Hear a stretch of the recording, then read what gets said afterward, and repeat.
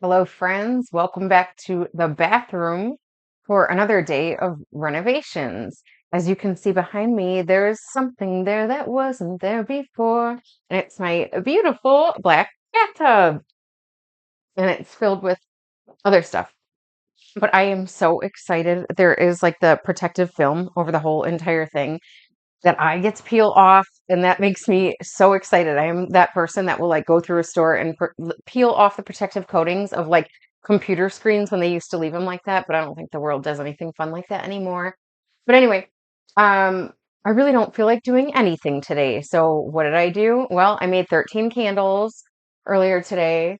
And I also like promised myself that, okay, girl, you can do like absolutely nothing in between getting stuff done. So that is what I am doing. And I am learning a process that has become like new to me that I can get a little bit done at a time. And there's nothing wrong with that. There's nothing wrong with like not being able to get all of it done at one time. And it just makes it so much easier because then I'm like, oh, so I'm not like a punk for not being able to get it all done at once. And it's like, no, you're just like normal. So I'm going to take you through some of the things that I will be working on today. I have a better um, order of priorities because I've already started the project and I know what needs to be done.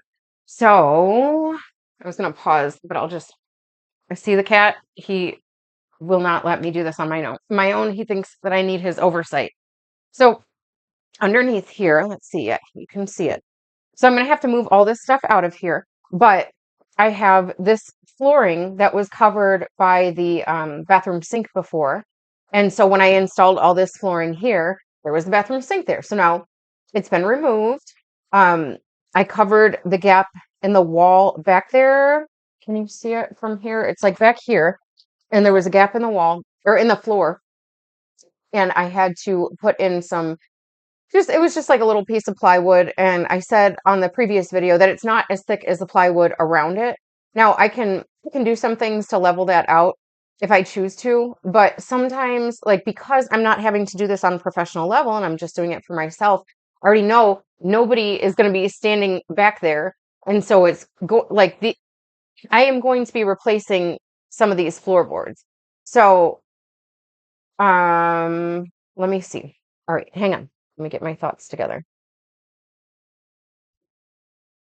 Okay. So if you know what a shim is, which most people do, it's it's sort of like an uneven piece of wood that you add into something in order to make something level. Okay. I know this lighting is a little bit crazy. Okay. And it paused the video. Um, so I can shim up that piece in the back because there's floor joists underneath it. And that's what I mean. I can use like thinner pieces of wood in order to get it level with the flooring. And that's not too much. That wouldn't take too much time. So that's an easy fix for that. And there's like little pieces of wood. Oh, the dog is barking now because I made a noise that sounded like somebody was at the door, but really it was just me in here. So, and there went the cat to go and find out what's going on with him. So anyway, um, so you just have to create solutions as the problems present themselves, okay? It's going to be different every time you do something, and you just have to be a problem solver, okay? If you're not a good solver, then you shouldn't do these things by yourself. But that's what I like doing. I like, that's the whole reason of like redoing this bathroom is because for me it was a problem because I don't like the way it looks. So I'm solving that problem in the least expensive way possible because I'm getting help from my brothers and a lot of the work I'm doing myself. And so let me get back to the floorboards here. And I'm talking about like the tile flooring. It's just a peel and stick tile. And there's an even line here where it was butted up against the sink. So now what I am going to do is I'm going to pull up some of the pieces and continue some of the pieces on. Okay, so this is what it looks like. It's peel and stick. It's some sort of Traffic Master something or other. And I will get the box for you, but I really don't know if they make it anymore. But see how thin it is? It's really, really nice and easy to work with because all you need is like a box cutter, a straight blade. In order to cut the pieces down to size, you just score it and then you bend it and it cuts in the amount that you need it. And it doesn't have like a lot of times, um, this type of flooring will have an extra little, what would you call it? It's like an extra little piece that attaches. It's not like tongue and groove flooring, but it's similar to that. It's got an extra tab that links each piece together. And this does not have that. So it's even easier to work with. So that is my first step, is to remove some of these in order to make it look even. So I'm not working with just this straight line. That would look silly. Okay, so I'm just trying to make it look like it's seamless with the rest of the floor that's already there. And then I had the problem in the back with the plumbing, and that was, so I will address that afterwards. So what I am doing is I'm going to work from the bottom up now, right? So I do the floor first, and then I'm going to work on the plumbing lines, and then I'm going to work on cutting this in order to allow for the vent pipe and, the drain to go through there. And then I'm going to work on placing the top back on once I know where everything is supposed to be located, because I am going to secure it to the wall. All right. So that means I'm going to like get up under there and draw a line all around the wall where it touches the wall. And then I'll remove it again and then put in things to help it stay in place. Okay. And we'll keep going from there. So I'll check back in a little bit. Okay. Let's see what I've done since the last time. So I put in new flooring, covered over the gaps that were there, peeled up what didn't make sense, like peeled up some pieces because they had all ended right here. So it was basically like every other one if it had ended on a line with a full plank of tile. Okay. So hopefully you understand what I'm saying when I say that. So I had to cut a hole around the water lines here. All right.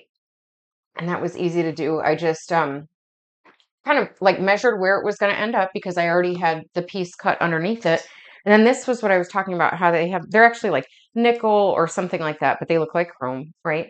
So this is the exact size. This is a 1.5 inch diameter in there. So I just sat on it upside down and then drew the circle with marker and then just scored it with the knife. Okay. Because this is so easy to work with, that's it. You just bend it. Once you score it lightly, then all you have to do is just bend it and it separates itself. So this is just a really nice way to make things look finished once you're all done with everything. And then it's got little feet in the bottom of it that help it to lodge into place. All right, just like that. And then there's holes. You could screw it down if you want. I don't think that that is necessary here, but I might decide to do it in the future. All right, so I had to go outside to get 2 more planks of flooring. And so while I was out there, I turned off the water because the next step I want to do is, let me walk you through what the problem was and how I'm going to fix it. So if you look at the end of these supply lines, now I'm not used to seeing a faucet that have the supply lines that are this long. Normally they'll kind of just like lead out of the bottom of the faucet, and then you have to attach a supply line from whatever piece is left here. Let me put my microphone back on. Okay. So yeah, so that's what I had gone to Home Depot and I had bought supply lines without looking at this first, even though I knew I should have. So that's fine. I'm teaching myself lessons that I already know. But these are 3/8 of an inch at the bottom. So what happens is that when you try to attach it to here, this is a 1/2 inch opening. So very clearly, just by looking at it, you can see it's not going to work. Okay. So I had to figure out what to do. I had to figure out if there was just a reducer to where it could go around the threads of this, but then thread into this part where it would reduce down from a half to 3/8 of an inch. Okay. There was no such thing. I talked to the plumbers at Home Depot. Well, I talked to some people who were there and they were like, what you're asking is outside of our realm of what we're here for. So we'll get you a plumber. So then they went and got the plumber who was on, and I was saying, I have polybutylene water supply lines. And what I need to know is, so I was trying to tell them about how I have the 3/8 that are already connected to the faucet. And I was asking, is there a reducer Or do I need to just change out the water? This is like the shutoff valve, because I knew that that was an option too, is that the shutoff valve, I could get one that has, it goes from a half inch from here to 3/8 of an inch right here. Okay. So if all things work the way that they're supposed to, I can take this piece off right here. And you don't want to lose that, just in case you ever need this. If you change the faucet later on, you might need those pieces. Okay, so this should just very easily attach on, as it does. Okay, so now I have to make sure that I can cut this, and then it's just a push to connect. Now I'm not going to connect it with the faucet connected, though I could. That would probably prevent, I was going to say it could prevent it from leaking, but it really won't. So the concern is that, does this connect to polybutylene? Because there are like shark bites, the other push to connect plumbing fixtures, whatever you want to call these, where it's meant to link polybutylene into PEX. Okay, so I have those. So what happens is, if I connect this, what I have to do is I have to make a clean cut on this. And it's very flexible, but it's brittle. Okay, so that's the problem with this old polybutylene and why they don't use it anymore. So now I realized, oh, as I was like pulling up the floorboards, I had already done this once. I had done this once on the toilet water supply line. Okay. So I had cut this off, and then I had used this push to connect, and I didn't have any issues with that leaking. So I am suspecting that I should not have any issues with it as I do it here right now. And then the other thing that you need to think about is, I know that this is going to sit up about this high. So I have to make sure that I give myself enough room. Like if I cut it way down here, then I'm creating a problem that is completely unnecessary. Wait, you can't, I'm sorry, you can't see. All right. So if I cut this water line way down here to replace the shutoff valve, then it's going to be too short. Okay. And I don't want that. You don't want tension on it. You just want it to fit together well. So if I cut it right here, which is where I'm going to have to, and then you figure in that the valve is like, it's like 2 inches up above that, or 1.5 inches, it's going to have plenty of room to where it's not going to be super taut. Okay. So let me go and get, the one thing that I did forget to bring in is, I have like it's like a PEX or PVC cutter. And what's nice about it is that it provides like this stability. It's sort of like circular shaped. And so as the blade comes in, it kind of like clicks in closer and closer. And then it provides like a really nice even cut. But even so, with the polybutylene, it still kind of squishes it more than what you would like, but it's worked before and it should work just fine now. So I'm going to give it a try. We are going to have like a messy little water. Um, well, let me think. I do have a bucket around. So what I'm going to try to do is empty out the water from the lines before I even cut it. All right, so hang on.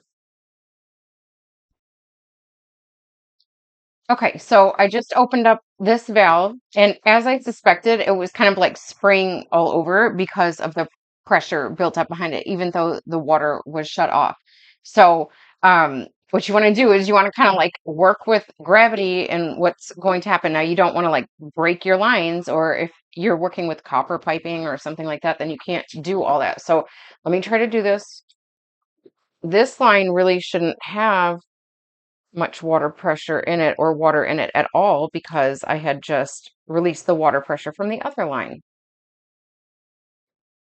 Okay. So it is just draining out in here. You can't really see that, but you understand what's taking place here. Okay. And the tool that I was talking about, that is like the blade that clicks in and cuts the pipe. That one I cannot find right now. And I think I had bought this anyway because it's better for this type of project. But I had forgotten that I bought it. But I had it sitting on the table with all this stuff that I had that I was possibly going to need for this project. So this is a PEX tube cutter. So I might find that it doesn't work super well on this, like I said, because it's flexible. It's a little bit more flexible than PEX is, but you just have some patience and you can make it work. All right. So I will do the first one offline. Um, just to get my experience with it, and then we'll see. Maybe I'll bring it back online for the next one. Okay. Okay, this is the first one, and it just sort of does the work for you. You just slide it on, and then these arrows, there's arrows on here. I know you won't be able to see it because you're not close up enough, but they're showing you the direction in which to spin it so that the blade can cut through. All right, and it is almost completely cut through.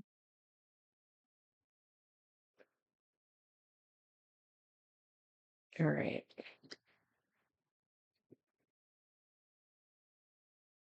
Yeah, again, this one, because it's more flexible, instead of just cutting straight through, it's wanting to twist. So you want to make sure that once you get it cut through, you have a clean edge, because otherwise you are going to create leaks. Okay. So there's a little edge on this right here where it's not quite even. So I'm going to clean that up and then attach the push to connect. Now, the nice thing about PEX is that it comes in red and blue, and so it helps you to remember where your water lines are. But if you've had it detached for so long that you don't remember, there are going to be some signs that show. And this is the hot water line, and I know that it has more corrosion around the little clamp right there.